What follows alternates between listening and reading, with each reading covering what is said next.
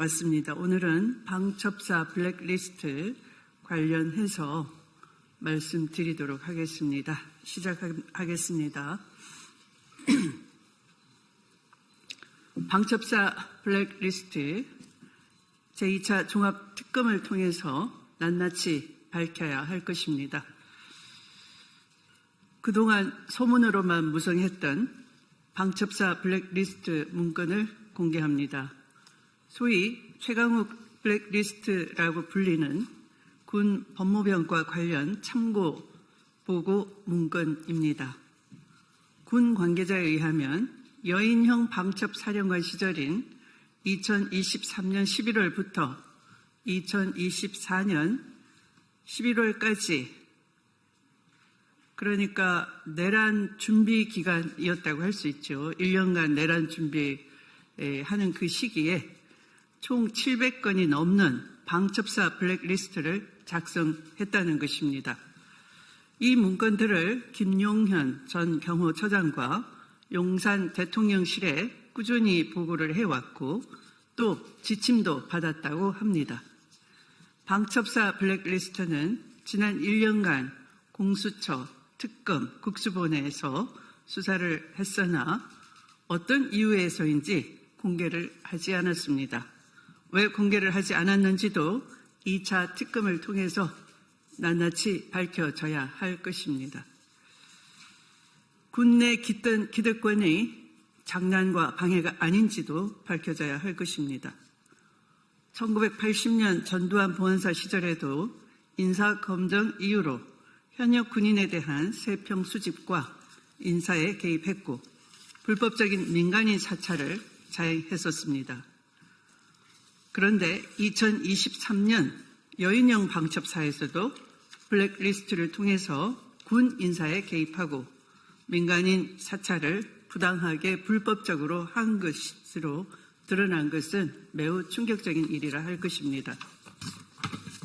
여인형 방첩사는 방첩사 인원뿐만 아니라 일반 군인에 대해 문재인 전 대통령 측, 호남 출신, 민주당 성향 이렇게 세 가지 지표를 두고 이를 기준으로 목록을 정리하는 블랙리스트도 작성했다고 합니다. 하나 예를 들면 A 대령은 업무 능력이 뛰어난 것으로 평소 잘 알려져 있지만 문재인 정부 행정관 재직이라는 이유로 진급이 제한되어 왔다는 식입니다. 블랙리스트를 작성한 곳은 방첩사 신원보안실이었습니다. 방첩사 내부 인원에 대한 정보 수집 권한 기능이 없음에도 불구하고 현역 군인을 포함해 민간인에 대한 이런 불법적인 문건을 수백 건 작성하고 용산 대통령실에 보고를 했다는 것입니다.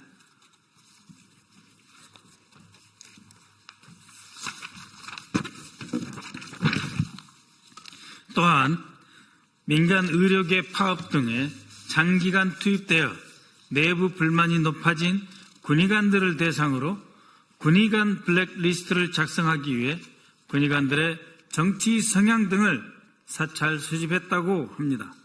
그 외에도 전현직 장군 블랙리스트, 여인형 육군총장 계획안, 방첩사, 사이버사, 정보사 등 군 정보기관의 사이버 정찰 문건, 국방부 출입기자단 성향 분석 문건, 광주 또는 순천 등 호남 지역의 특정 고등학교 출신 현역 군인 목록도 작성해서 보고했다고 합니다. 이러한 여인형 방첩사 블랙리스트는 23년 11월 여인형 사령관 취임 이후부터 본격적으로 작성하였고 이는 해당 블랙리스트가 단순 참고용이 아니라 계엄 실행을 위한 치밀한 인적 통제 수단으로 실제로 활용되었다는 점을 입증하는 결정적 증거로 보입니다. 출범을 앞두고 있는 2차 종합특검에서는 여인형 방첩사가 어떤 경위로 이런 불법 문건을 만들었고 누구에게 보고했으며 실제 어떻게 실행되었는지 그 실체를 확실하게 밝혀야 할 것입니다.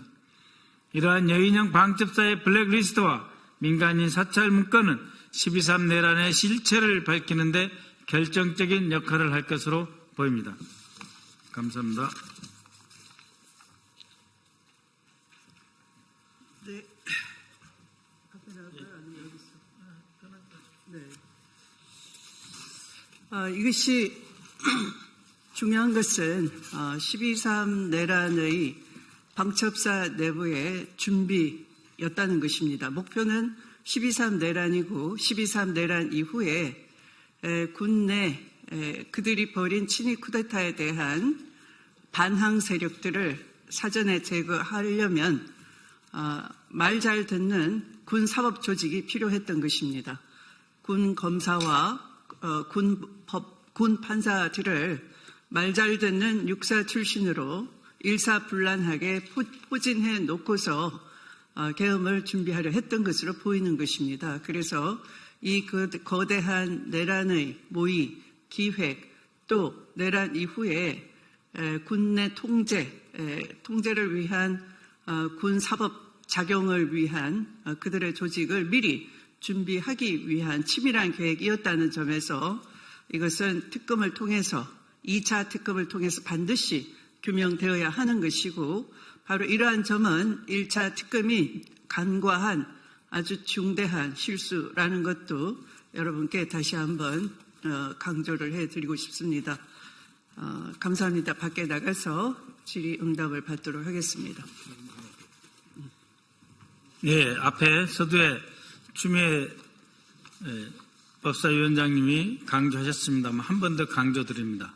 여인영 방첩사령관 시절 2023년 11월부터 24년 11월 말까지 즉 계엄 전 1년 동안 총 700건이 넘는 블랙리스트 하루에 2건씩 작성해서 매일 2건씩 작성해서 김영현 경호처장 용산 대통령실에 꾸준히 보고하고 지침을 받아 사실상 대한민국 군 지휘부를 억압하는 통제 수단으로 악용하였다. 그래서 내란을 준비하였다라고 하는 점을 강조드립니다.